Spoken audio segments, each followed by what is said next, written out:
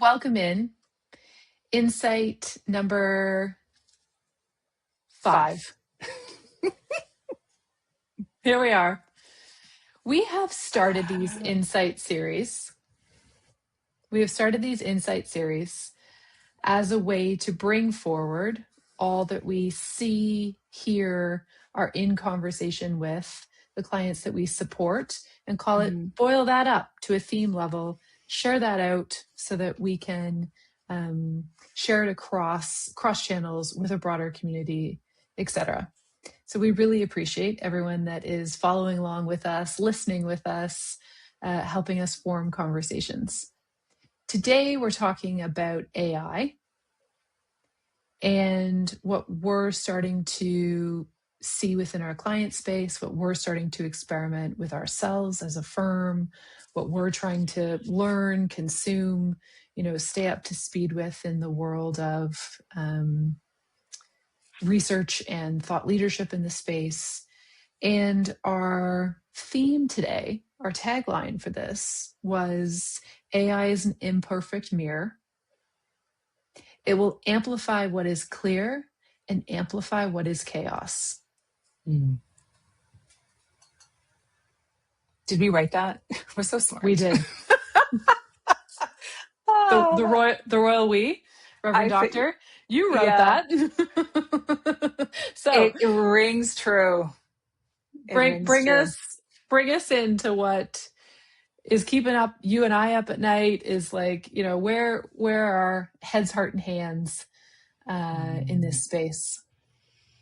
Yeah, I like how you set that up, Megan. There's lots to talk about, what we're seeing in clients, what this is for us. And I think the most important thing to say, you and I are about to go into a conversation that is deeply, it's emergent. Mm-hmm.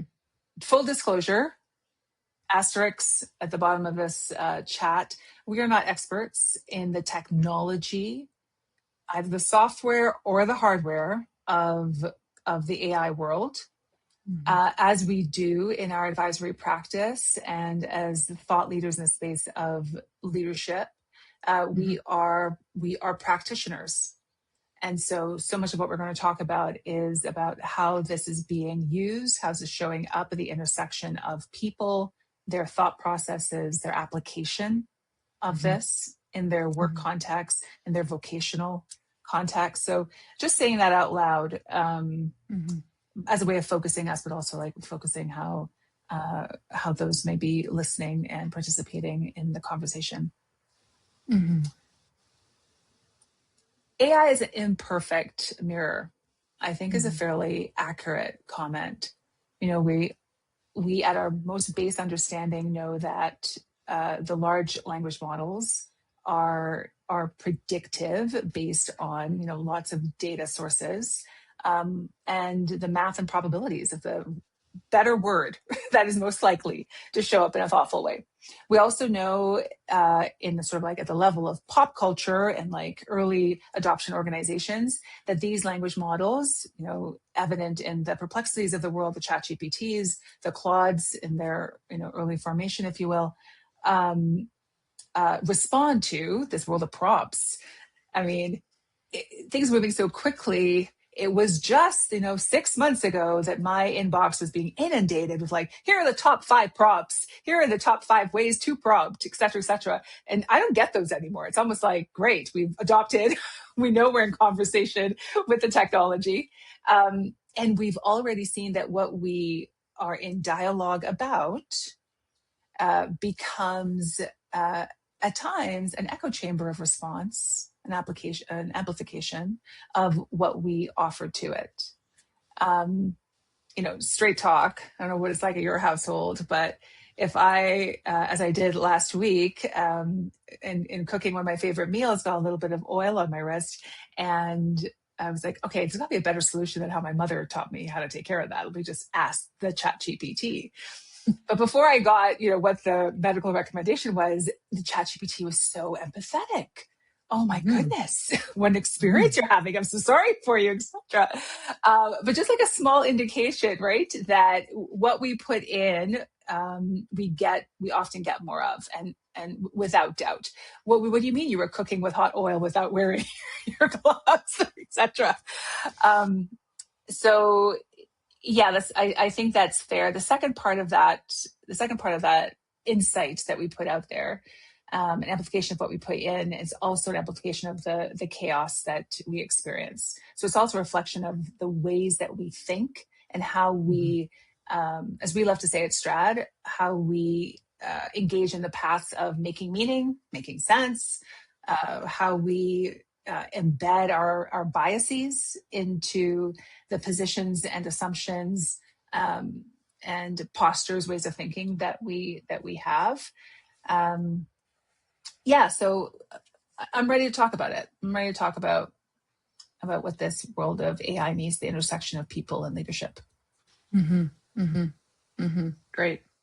Yeah, I was just talking with a client this morning around this, and the notion of yes, we're trying, call it bottom of the triangle. Yes, we're trying. Yes, we're deploying agents. Yes, we're seeing opportunity around productivity as a result.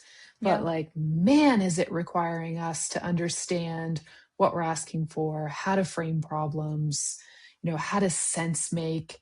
And that skill has not been asked of us in the same volume or way before.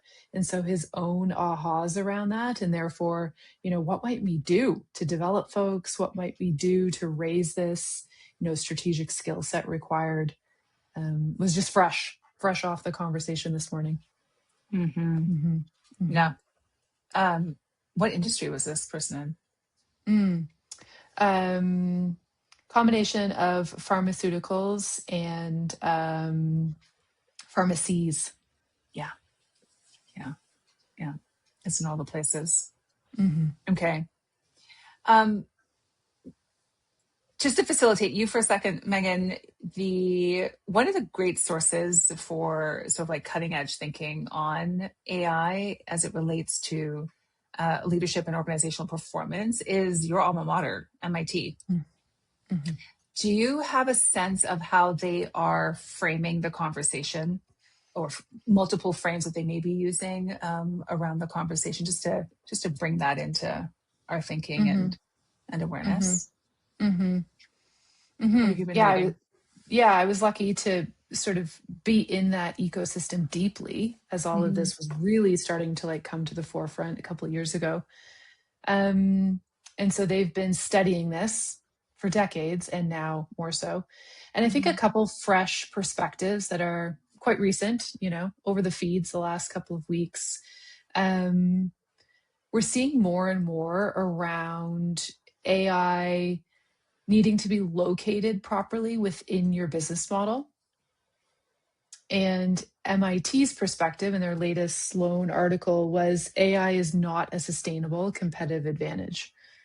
And I thought that was interesting. You and I both looked at that. And I thought that was interesting in terms of just the encouragement within the article to ensure that you're locating it around how you want to deploy, how you want to use it, but to be cautious of thinking about it as long-term sustainable competitive advantage. And so when we know what competitive advantage is in terms of, ability to differentiate, ability to create a moat around, what you're providing, I think some folks have thought that if I deploy AI, if I start to get after it, if I'm able to, use it, that will be competitive advantage. And MIT just re-anchoring the conversation and saying, probably not. I think that's one piece. It reminds me of just going even back. I love your insight that this doesn't just show up. People have been, the scholarship is there, the research has been there, right? Lots of development. But even going back, was it in the 1970s that Michael Porter wrote his now infamous article on the 5 forces around strategy? Yeah. And where he said something, I'm paraphrasing, but said something to the effect of, operational excellence is not a sustainable competitive advantage. Others will catch up. There are playbooks by the time you get to that sense of optimization.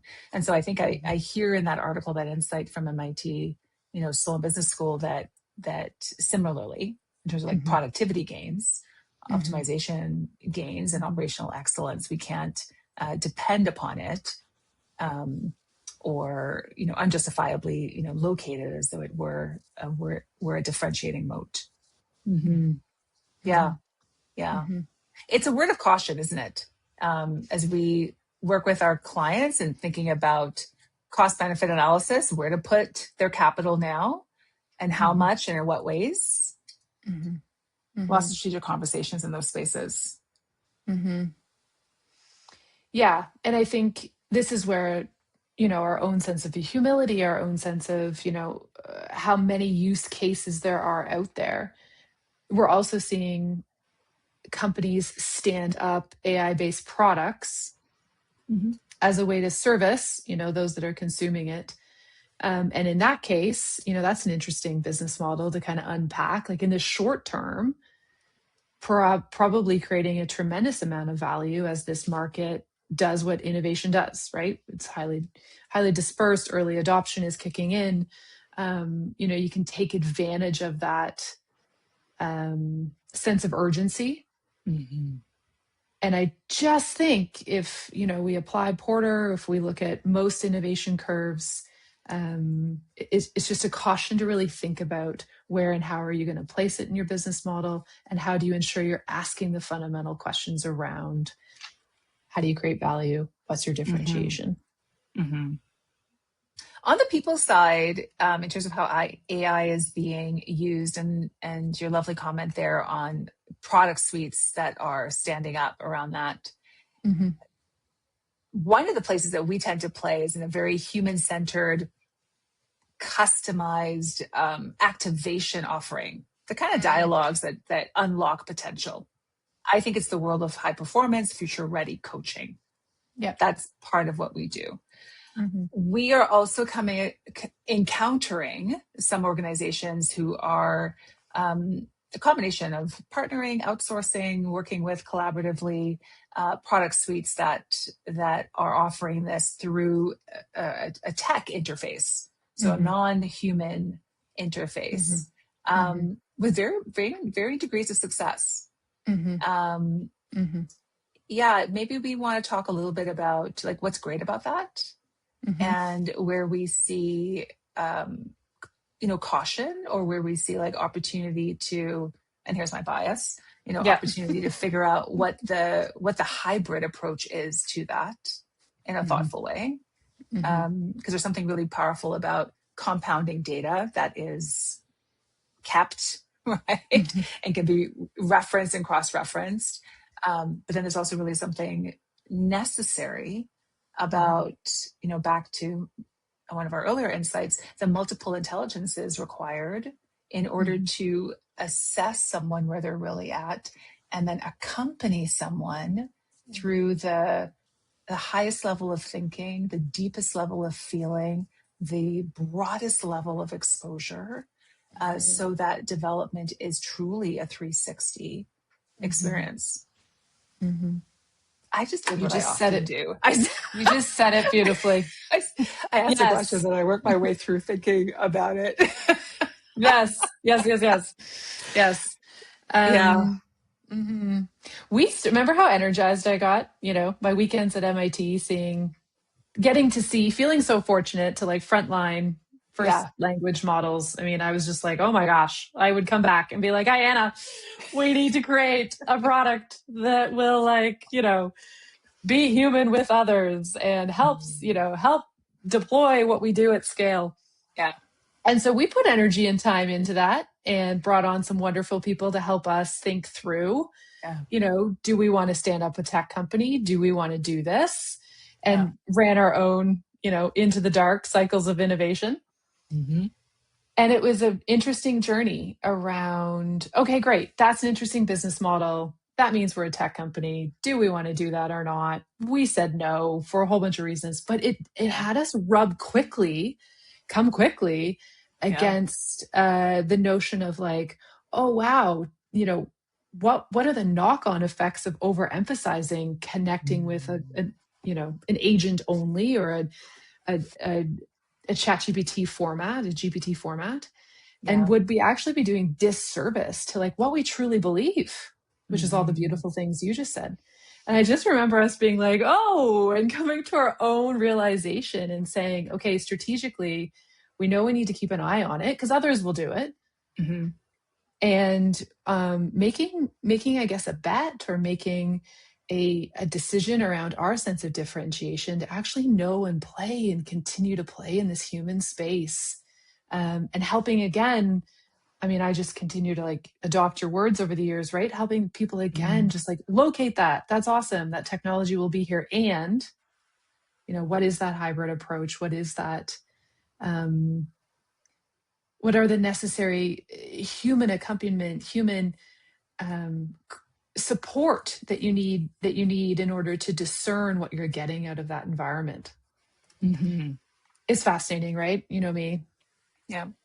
And I think about, I'm watching my nearly 17-year-old use all sorts of these tools in studying and in preparing, and it's phenomenal. And she Mm-hmm. talks nicely to it, and it mirrors back the Politeness and etiquette. yeah, Yes. yeah, and some like whatever generation pop culture jargon that she's now getting back.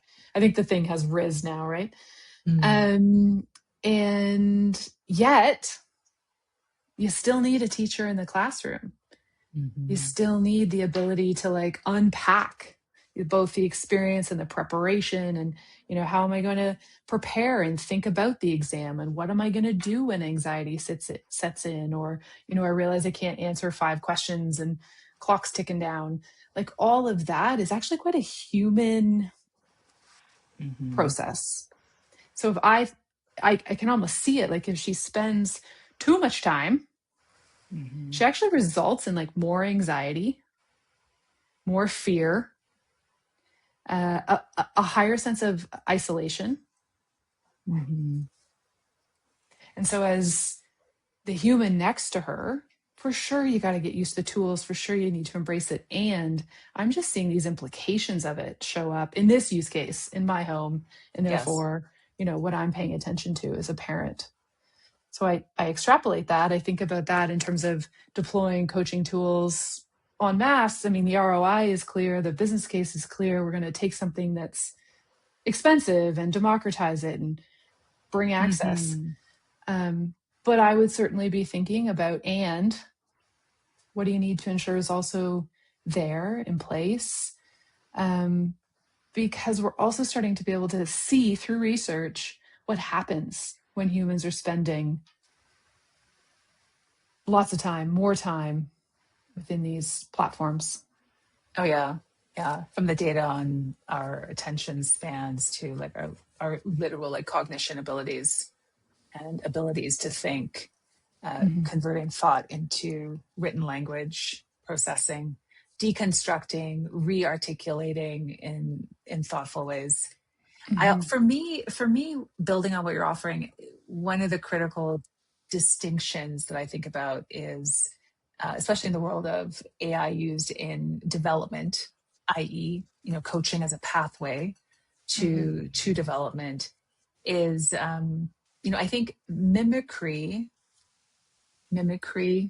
So try this as the model. Try saying it this way, says the model. You know, Mm. try this feedback response as the model. Mimicry is one way to support behavioral adoption, Yep. and we train ourselves. We train ourselves in that way, which is really fabulous, really helpful at times. So check mark on that. I think there's also something from mimicry to behaviors that are aligned to our value set. Mm. When we're able to choose behaviors, exercise those other human realities of agency and autonomy and self-authorization, and authoring like our own behaviors aligned to the values of how we want to treat others, how we want to show up in the world. Mm-hmm. It has a relationship to our moral reasoning. and our ethical frameworks. Mm-hmm. Mimicry, try this, do this. True behavioral choice is about congruency. Mm-hmm. It's where the language and the emphasis of authenticity is experienced. Mm-hmm. Behavior congruent with our moral, ethical, values-based worldview. And I think all of that supports what I think is the long game that we need to be in by way of developing future-ready leaders, which I think is the suite of formation. Mm-hmm. We talk about that at STRAAD. What makes for formation that is sustainable? Mm-hmm. Mimicry for a moment in a situation, behaviors that we practice congruent with who we are. It's additive, right? And supports the sense of, and what else is required for formation? Exposure, education, alternative voices, the rigor of an idea, and then opening it up and, creating something different and new that you can own and be in a relationship with. Mm-hmm. My concern is that we're stopping or limiting our experience of formation at the level at here. Mm-hmm. Try this behavior. Mm-hmm. Try saying it this way. I just think there's so much more. And I think there's so much more requires community, mentorship, honest feedback, constructive, rigorous, clear, rubrics of care and love, if you will. And at times can require instruction. Yeah. You haven't seen it done this way. Let me show you. Instruction. So all that to say that I see some of that around the corner, and why likely, can also see the sense of hybridity. Like where in the formation is it, more productive, supports democratization, increase access for all at certain levels. And then what is it that needs to be refined and supported by way of pathways of formation, where accompaniment, community, eldership, my boss, my leader, my teammate, right? The one up and coming, eldership, from all directions, can support me in my path of formation. What do you think of that? I'm deeply aligned. What's standing out for me is our the alignment or the connection here between this conversation and our insight on leadership as human work. And that's, if I keep going, that's what keeps me up at night, is for sure we will try on these tools. We will all go in and be able to see where and how, they can be located for the greater good. We know you and I having looked into this side of it through the lens of, executive coaching, change pathways, et cetera, have said, well, yes, and you need to be able to add on and ensure this formation human work is all deeply aligned, aside, adjacent, wrapped around, because we believe in humans, because we believe in a common good, and because we want our planet to continue.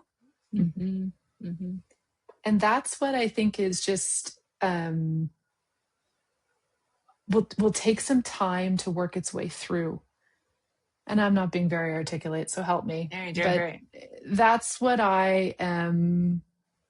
I can deeply change day to day depending on whatever I'm reading or is coming across my feed, in terms of oh no, we've lost the plot on we're humans on this earth, or I see the beautiful astronauts reminding us of what it means to be human on this earth.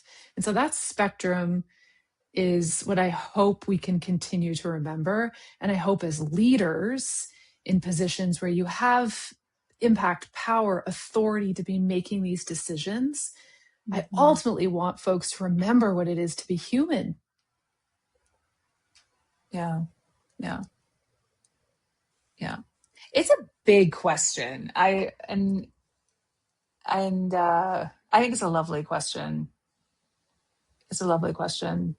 What it is to, I mean, they're all adjacent, right? Like, what is it to be human? What is it to live the good life? What is it to be, Taylor de Chardin said it this way, what is it to be a spiritual being having a human experience? Krista Tippett said in the opening of her book on being, it is so strange. It is strange that we are here. Like, just the awe and wonder of this moment, of this experience. Yes. Yes. And I think it also, not only was to be human here and now, I think of the indigenous teachings of 7 generations out. How do we also hold on to what is it to be human? Also hold on to what is it to be a good ancestor on behalf of. And these are the times and places and spaces and the work we get to do with all of our clients in the neighborhoods that we get to participate in, is invite the conversations around like the vision of 7 generations out. Because that story really matters for the choices we're going to make today. I don't think I'm hearing enough in the public square about that. About that. And maybe that's something we need to nudge in the work that we do. We go into client spaces and organizationally, let's talk about the vision. And we know that, making the strat plan 10 years out, not good. 5 years out, people are now like, yeah, great. 1 to 3 years, we got to move, right? Every quarter, shift it up. Great. But it tickles my imagination to think about how important it maybe is for us to model what we're speaking of and slow down to go fast. It's the synapses aren't even there yet. You got to really push. You got to make new connections. That's Jane McGonigal's work in Imaginable. You got to make new connections to see 10 years out, 7 generations out. What's that ambition? Like that depth of both impact and possibility and responsibility, right? I am because of 7 generations before me. Others will be because of the generational choices that I participate in now. It's lovely and daunting. Yeah, it makes me emotional thinking about it. What are the emotions? My own sense of like, where I've come from and all that's come before me and how might, for my time on this planet, we steward with that sense of continuity in mind. And then as I stare at my children, my nieces and nephews, for these years, for these moments, what am I doing to ensure their livelihood? And I mean that in like the biggest of ways, to move forward. And and so I think in that way,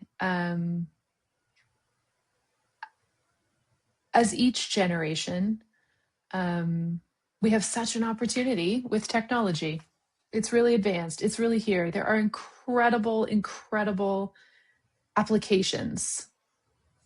And for the sake of my grandchildren, I just want to ensure we remember this planet is full of humans. Yeah. And all amazing other forms of creation and life as well. Like we hold like that planetary, all my relations view as well. Yeah. So important. But let's I've written it down. I think that's really important. Strategy, vision, conversations, like push the muscles for your grandchildren and then your grandchildren's great-grandchildren. Yeah, I could only get to grandchildren. I know. Like, what is that world? What is that world that we are and not even like envisioning, but like that we want to be there, that we want, what's that world that we want them to experience. We want there to be a world for them to experience. But I think we would hear, back to, like you said, leadership is human work. I think we would hear across the sectors that we are in before, again, productivity and efficiency of life, we would hear that they know about who they are. They know about who they are with others, that they're connected to a world and ecosystems that are greater than just them. And that the operating system within that is like love and kindness, compassion, generosity, and patience. And they'd know that we are greater together than we are apart. That's probably what we're going to hear. So it feels like the ethical, moral rubric of how we might make thoughtful decisions today using all these human smarts that we have. No one's you and I are not talking about like not doing all of these investments. We are delighting in the human capacity to do this. Let's do the thing. And let's ask the better questions with a sense of hopeful anticipation. Yeah. I'm just going to talk to like the camera for a second. If there is anyone, listening out there in this conversation that has an alternative view to what Megan and I just offered, I'd welcome hearing it. Yeah. Because I'm like, this feels so resonant. And so I'm like, ding, ding, ding. Is this my echo chamber? Question my own, right? So if there is an alternative view to what was just expressed, welcome that conversation as well. Yeah. For those that have located it within their business model, are experimenting around, prompting, building agents, changing workflows, team composition. Ayana, what are the 1 to 2, 2 to 3? I know. What can we be encouraging folks for a leader of a team? Yeah. Right. And maybe it wasn't really their idea. Corporate mandate comes down. Please use these tools. What can they be, what can they be doing in order to help their teams go through this experience? Some tips, tricks, ways to both, and maybe less about the implementation of it and more about, my conversation this morning, helping them see what's around the corner and what they need to be really thoughtful of in terms of ensuring that their team is focusing on. Yeah, great. I love the question. And, my sense is that, and this I've learned from being in the field with you and our firm in many ways, and my work, across various social impact organizations, is the power of starting with first principles. So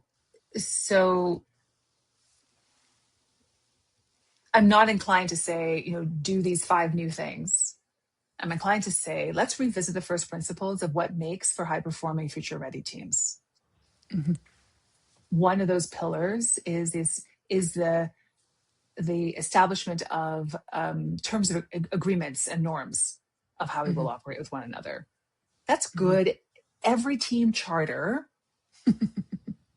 every new standard of team, as you go through your norming, your storming, you're forming your norming, your storming, etc. Right? As you go through this progression, should be talking about their terms of engagement, about their agreements, about their norms. Now we're in a moment where we need to be asking to one another around the circle, what are our norms around what the organization, what we are agreeing to in the way that we will operate with the available technology at this moment. We'll need to recontract our norms as the technologies change and as our adoption of them changes and is prescribed to us, right? Thou shalt use, etc. I think there's a norming piece that you want to use. Then I also think that what makes for great high-performing, future-ready teams is to talk about the way that we will support each other in our strength spaces and in our weaker spaces. Mm-hmm. Every team, because it's made up of humans, intrinsically is made up of great competencies and strengths, Mm-hmm. and less competencies and strengths. Hopefully, you've designed a team where there is complementary of those things in thoughtful ways. Again, what is the role of the technology and the AI available to support our strengths, to raise our capabilities that we may not be as strong in individually and collectively? I think it's a really important question. Mm-hmm. The other pillar building on that is now, as a leader of others, with others in relationship, you're in the business of development. Mm-hmm. So let's have the conversation, knowing the development is a pillar of how we operate together. What is the role? How will we use it? What are your learning goals around it? How do you want to, where do you want to stretch in it? What other contexts might you bring in to apply to it? So how is it a part of your development planning in the way that we operate together? And the fourth and final thing I would say, how to operationalize this is to use something that you taught me about, actually, from the work of Nelson Repenning at MIT, is to ask the question of the individuals you're working with and collectively, what's our sense of next optimal challenge? Where is the place that we might collectively try to get to? Like, let's rise to this opportunity. Up we go, right? Because there's more and more ability and potential within us to unlock. We're not just outsourcing agents do it for us. We're not giving up as humans. Come on, we're engaging deeply, and there's an optimal challenge for us to stretch to. Yeah, and I love that language, because it's not just let's do more with less. Well, let's just do more for the sake of doing more. Let's do faster for the sake of doing faster. But we need to design what's the scaffolding for the challenge that we want to give our yes to. So I love the question. And I would say first principles, norms of engagement, terms and agreements of how we work together. This notion of development is really key. This notion of the optimal challenge is really key. And how we will support one another in our strengths and opportunity spaces as well. Great. Every leader has that, like, ready to go. We could do that work together. Yeah. Optimal challenge. Thanks for the reminder. Yeah, it's good stuff. And if you need help, call us. That's what we get to do. We're in it. We're in it all the time. Okay, let's bring this one home. Ayana, as always, thank you for these collaborative, generative conversations where we get to come together and share out all that we're in day to day. So I appreciate your ability to help me think. Yeah, likewise. To help me articulate, to help me discern, so that we can get to a sense of insight, so that we can hopefully share, inspire, encourage others who are on this leadership journey. Yeah, thank you. Thank you. Yeah, it's lovely to be in this work together, and to know that we're making a difference in small and large ways. Okay. Let's go be good ancestors. Let's go be good ancestors. Do you think 7 generations from now there'll be YouTube? We hope so, because then you'll find our videos 7 generations from now. So on YouTube, Instagram, LinkedIn. I'm going to try the Diary of the CEO guy. Stephen, let's subscribe, people. Radio always has such a clear ask. Please subscribe. Please follow along. Thank you for everything. Bye, everyone.